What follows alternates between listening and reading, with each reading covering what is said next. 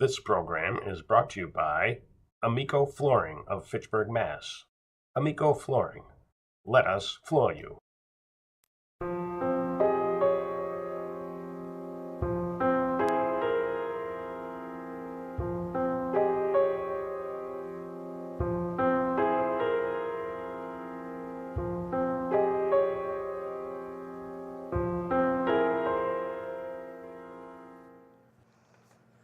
Welcome to another episode of An Inside Job, War on Addiction.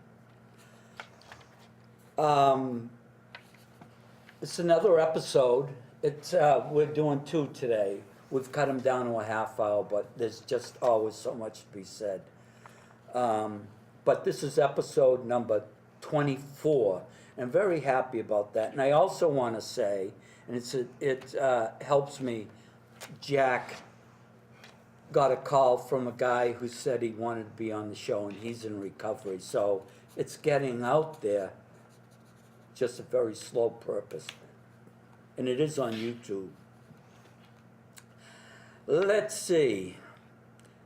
I want to thank LATV, Carl, Jack, Janie, Allen, Bradley. So I'm going to quote Dr. Gabor Mate like I do every time. In his book, The Realm of the Hungry Ghost, he explains addiction, and he works with the addicted. Biological, chemical, neurological, physiological, medical, social, emotional, political, economical, and spiritual. That's how complicated this thing is. But I'm sober, and Chanelle's sober, and a whole bunch of other people are a success. She's a success today because she didn't drink today. We don't know about tomorrow. I'm a success, same thing. Okay. And I'll say it again, I said it in the last one. From the government, they said, it's the guy who's in charge of Health and Human Services. And he said it the other day, 91 people a day are dying. Just that, dying. Do you know how much more to this thing there is with just ODing and making it? And 91 a day. I don't know what could beat that as far as anything. Cancer, car accidents, shootings. I don't know. Maybe we have to go back to Vietnam. But they also said that this, I have to think, this is changing, I'm saying it wrong, but changing the life expectancy of us. Addiction. I've never heard that before, but our life expectancy is being lowered. Can you imagine that? All right. So, welcome Chanelle again. And this is, I said it's episode 24. This is Chanelle's fourth show. And it has, having the four shows, we've been able to understand and put some parallels in this thing. I knew the show was going to go the way it went. It's, free, totally free. And I believe that we've had some very, very powerful shows. And Chanelle is one of them. So in the episode we just did, 23, you know where we were? No. Yeah, no wonder. We had a hot and heavy discussion between the two. All I did was mention the word Oprah, and people were, it was It was tragic, that's what it was. That's another joke I have. Or a new joke. Okay, so, let's see. I gotta go over here. Sorry about that.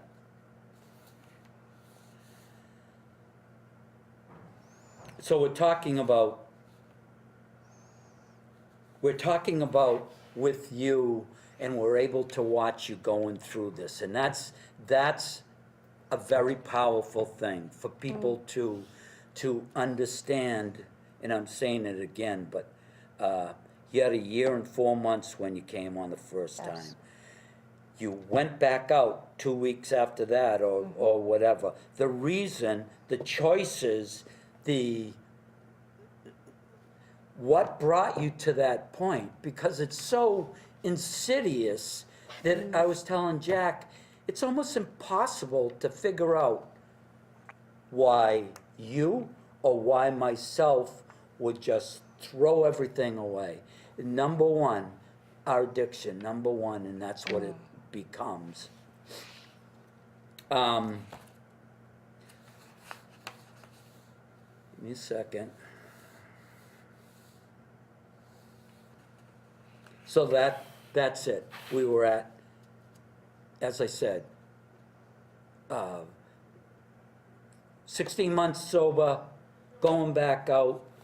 The third one was you coming back in, and you were very fortunate. When I say going out, coming back in, that means we picked up our substance. Where you were before there, where you were leading up to that, where you were after, a month later. Again, fortunate. Very. And then this show, 3 months sober. Almost. Yeah. Clawing your way through this again. What is driving you? what are the problems? We've talked a lot about them, but Okay. I mean, as for like the problems, I guess, when you're in recovery, you learn to live life on life's terms. You hear that a lot in the 12 steps, but it's life on life's terms is basically like living life as life is, no matter Right. what the problem, and before we've talked about it on the previous shows, because the previous shows have been recovery, relapse, how the relapse Right. came about, what did you do, and now back into recovery. But I think the drive is more, as you said, people are dying. Yeah. It wasn't my first relapse, that was my second relapse. in a But- lot of years. Right, but I'm not guaranteed a third.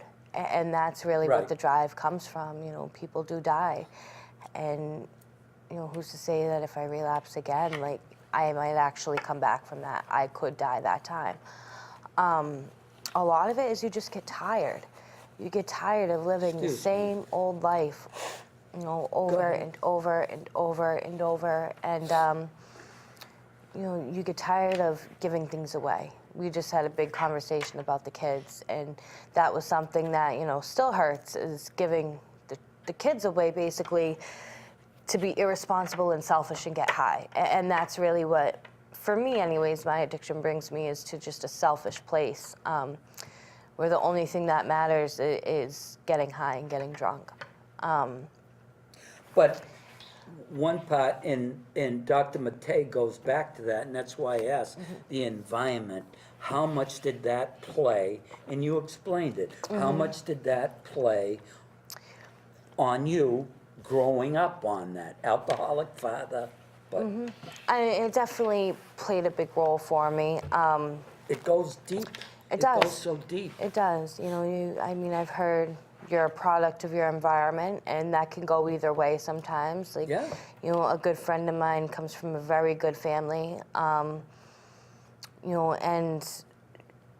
she started with a toothache, and that's really how it came about. So sometimes it's not the environment, but for the most part, I think it is. When you're a kid, you do what you see. Yeah. But answer this. Going back as teenagers do, rebelling. Okay, we got this girl this girl. She's rebelling, but she doesn't pick up a substance. She just rebels, trying the clothes Right. or the time or sneaking out the back door. But you, maybe with that environment, that began, and you're young, you're forming, you know, and you're at 12 years old, you're with the people. You know, what makes us an addict? What makes us an addict, you know? Right, and that's a lot of the question I ask myself that all the time, why and how, and like I've started to keep track of certain things, and it's the behaviors that we display. We're an addict way before we ever pick up, but that just kind of, sets everything off. I know we just kind of talked about like the drive. I guess my drive is more trying to stay alive and trying to actually live. Right now it is for myself, but in the last episode, the last thing I said about my kids was they'll be able to come to me and not a gravestone. And that's part of the drive to stay alive. And we have, from the first show up until now, when I did have the year and 4 months, I was going to meetings. I was working with a sponsor. Yeah. I was doing certain things. Thank you. But at some point, I stopped. And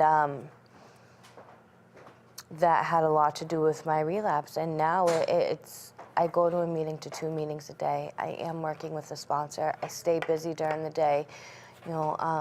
The job I do have is from 4 a.m. to 11 a.m. So I have the rest of my day, and that's when it's kind of trying to stay busy. Whether you're volunteering or you're getting active in your recovery or you're working, it's keeping myself busy for me is what's helping me staying sober. Prior to the relapse, I wasn't. Yesterday, you were at the church, at the one that, the Unitarian, downtown Leominster, was my wife's church she was the minister of, for 25 years. Oh, wow. But we have 17 meetings there a week. But you were down there yesterday afterwards, cleaning up, doing what you can. I mean, above and beyond, but that comes back. It comes back to you. It will. There's no way to avoid it, No. in my opinion, with doing these things, and not for the reason that you know it's gonna come back, but you wanna help. And we know, as the 12-step program works, that there's not a whole bunch of people that will do that. So you're doing good. You got Yeah. 3 months put together now. You're at a sober house, I am. which doesn't come without its problems. Yeah. And part of that last time when you went out was that you didn't want to deal with those problems in Right. there. You've had it.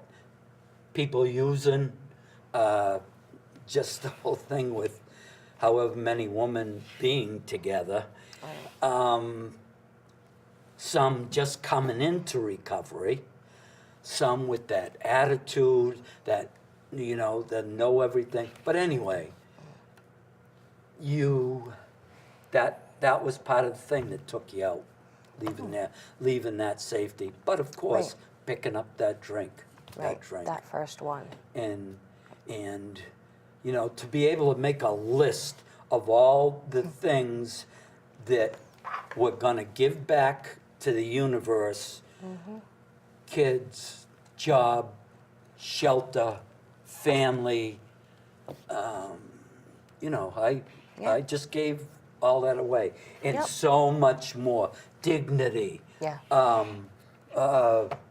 morals, nothing we'll do anything to get that drug. Right. Now, I wasn't a hardcore addict. I am an addict, but I wasn't smoking crack. I didn't go that way with what I had to do, what they have to do to get that drug. I didn't have to go through that, but everything takes over. Everything takes over. You feeling pretty good. Yeah. 3 months has been a long time. Yeah. Clawing that thing out in the beginning. Well, almost 3 months, but yeah. Yeah. I'm going to say 3 months, Okay. all right? I got confidence in you. Thank you. Those days when they go bad, and we talked about those rough days in the beginning especially, to be able to say, no, I already picked up. I'll just keep going Keep for a going, while, yeah. play this thing out. And it, as we said, it could have played out where you wouldn't be sitting in that chair. You wouldn't be Right. sitting anywhere anymore. Just the whole thing, you know, the kids, as you said, the kids having to visit the gravesite and their mother. Yeah. On the upside, just kidding.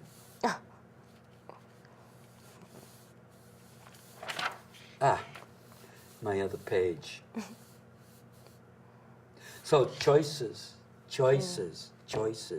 But what, as addicts, what drives us? There is no answer to that. What drives it? There's a million answers. Million.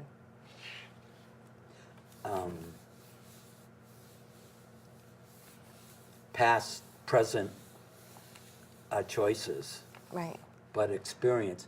I want to see if they'll put on the beginning of the show the Serenity Prayer.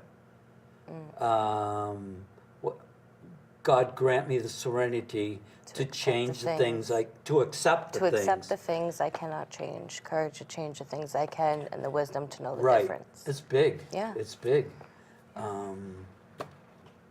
Something I can't change. And that's helped me tremendously because I can't save the world. I can't. We're just learning to save ourselves. Right. And that's Right. And yeah. that is the selfish part of the program, that Right. if we can't fix us, we can't help we anybody can't else. anybody. You know? Can't- And then I- we did talk about that earlier. It's being selfish in your own recovery, and I struggled with that for a while. And because I figured I was already so selfish when I was active, you know, it was all about me, and it was all about, you know, getting high or getting drunk or both at the time. And then it became just about getting high and getting drunk, and it wasn't about me anymore.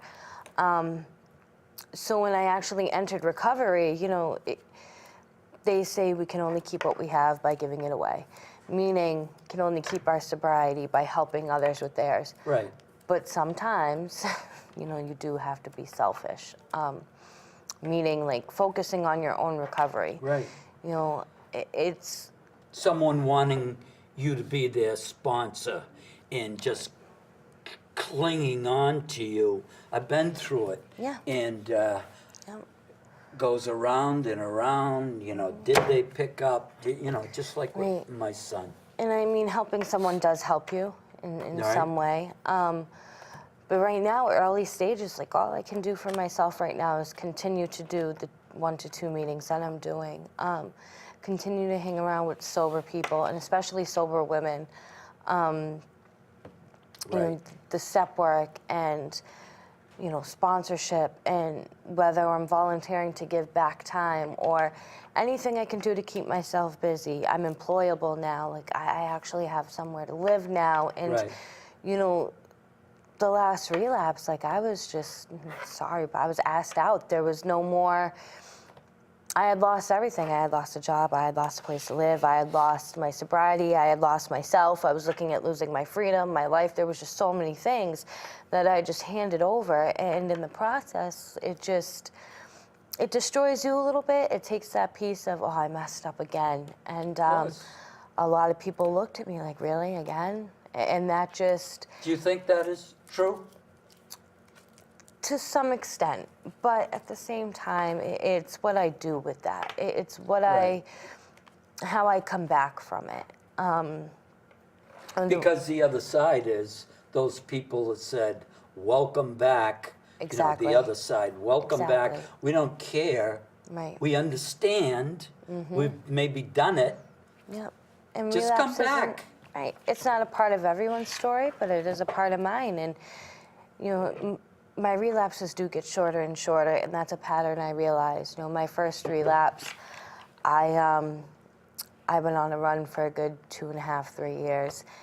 Came back. My second relapse was a couple weeks. So it just, they get shorter and shorter, which is a good thing, but sometimes that ends with your life. And, you know, it's the last couple days, you know, it's been really cold out. They have warming shelters at different places. They're helping people, and it's so easy. I'm one bad choice away. I'm one sip away from being that person, and that's what I have to remember a lot too.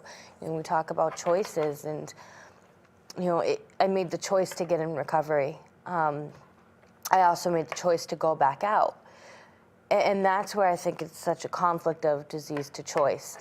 And I struggle with that sometimes, but once we have that recovery and some knowledge and some sober time and our heads cleared up a little bit, we're able to make better choices. You know, I can make the choice of going to a meeting versus going to a bar.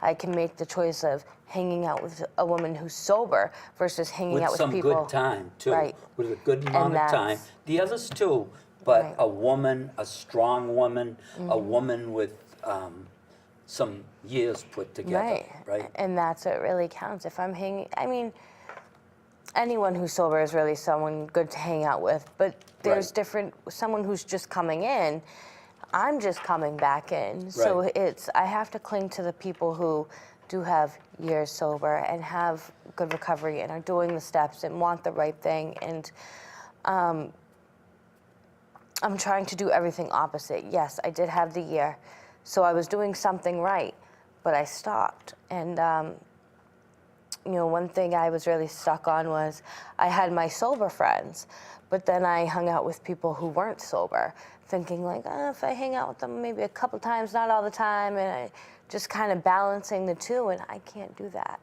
you know. But I am forming good friendships with people who are Right. sober, and that does help. You know, and like I said, it's life on life's terms. You know, we learn how to live life, and when we're active, we're not living life. We're existing, Right. but we use to cover up anything that happens. But where I'm at now, it is a sober environment.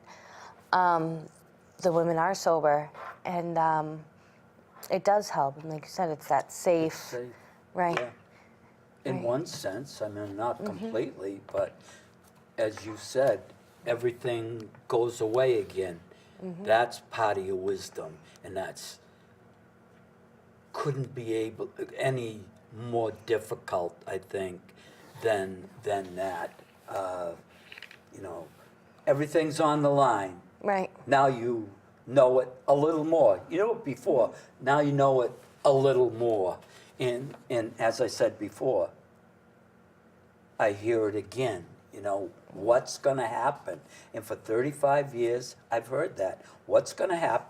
But to watch it, to watch that happen for the person going out, not dying now because that's so tragic, but a person going out and then coming back and seeing, as kind of a saying in AA, it doesn't get any better. No. It doesn't get any better. No, I definitely didn't come back and tell people how fun it was. It wasn't, Right. You know, I didn't have a good time. No. There was nothing fun about the relapse. There was nothing, it was just what seemed like a good idea. There was nothing good about it. But that's the question. Right. You thought it was a good idea. Thought it was a good idea. But you knew. But I knew.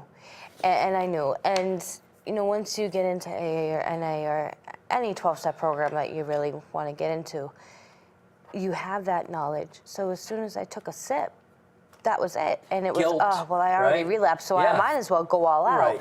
And that's what I did. And You said you had that just one that day. just one. Yeah. But the next day, Yep. Yep. And that's really what it's always just that one. And if I don't pick up that one, and I think more or less what I want people to actually know is that if you relapse, like it is, and you're lucky enough to be alive after you relapse. Right. You know, it is possible to recover. It is possible to come back. And, you know, I think a lot of my fear was, are they going to judge me? Are they going to look at me differently? Yeah. You know, and Did they? No. And if they did, they didn't say it to me. So, but Right. it wasn't, oh, you relapsed, you have to leave. You can't be here. It was, oh, okay, well, you know, sit down and listen and talk to someone after the meeting. And it was welcoming. There wasn't judgment. There wasn't, and that may have helped somebody else. You know, that may have helped somebody else from going back out that day. But it's possible. And that's something I had struggled with my very first relapse was, and probably what kept me out so long was I didn't think I could come back from it. You know, I thought 2 years, there's no coming back now. Now it's just done. And I didn't take my recovery seriously at that point. And when I came back, that's when I started to take things seriously. When I went back out, that guilt held me up. And not thinking it was possible, you know, but it's as long as you put in the work, and I can't just stop drinking and stop using and expect things to be fine. And that was a big misconception I had. As long as I stop drinking, as long as I stop getting high, things will be fine. And that's not so much the case. Life. Like I have to actually put in work. And Living sober. Right. Living sober. Right. There is, we call it the outside. There's that living sober, okay? But this is our sometimes plight doing it.